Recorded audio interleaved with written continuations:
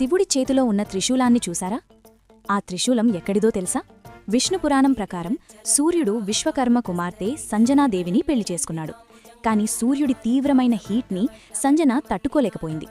ఈ విషయం తన తండ్రి విశ్వకర్మకి చెప్పగా ఆయన సూర్యుడి శక్తిని 1/8 అంటే 8వ వంతు వరకు తగ్గించి ఆ మిగిలిన సోలార్ ఎనర్జీతో త్రిశూలంని తయారుచేసి శివుడికి ఇచ్చారు. అంటే శివుడి త్రిశూలం సోలార్ ఎనర్జీతో చేయబడింది అని విష్ణుపురాణం చెప్తుంది. కానీ ఇంకొక వైపు శివుడు స్వయంభువు, అంటే ఆయన ఎవరో సృష్టించినవాడు కాదు, తనంతట తానే అవతరించిన దైవం. సృష్టి ఆరంభం నుంచి శివుడి చేతిలో త్రిశూలం ఉంది అని శివపురాణం చెప్తుంది. అలాగే పార్వతీదేవి స్నానం చేస్తున్నప్పుడు ద్వారం దగ్గర నిలబడి గణేశుడు శివుణ్ణి లోపలికి రానివ్వలేదు. ఈ విషయంలో కోపంతో శివుడు తన త్రిశూలంతో గణేశుని తలని నరికాడు అని కూడా శివపురాణంలో ఉంటుంది.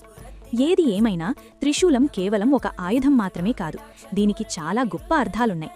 త్రిశూలంలో ఉన్న 3 కోణాలు త్రిమూర్తులు, అంటే బ్రహ్మ, విష్ణు, మహేశ్వరులు అని, లేదా పాస్ట్, ప్రెజెంట్, ఫ్యూచర్ అనే 3 కాలాలను చూపిస్తాయని, అలాగే మనుషులకు ఉన్న జ్ఞానం, అజ్ఞానం, కోరికలు, మన బిహేవియర్స్, జీవిత సత్యాలు కూడా త్రిశూలం ద్వారా సూచిస్తాయి. అందుకే త్రిశూలం ఒక అస్త్రం కాదు, అది ఒక జీవిత తత్వం. మీకు ఈ వీడియో నచ్చినట్టు అయితే దయచేసి ఛానల్ని సబ్స్క్రైబ్ చేసి ఓం నమః శివాయ అని కామెంట్ చేయండి.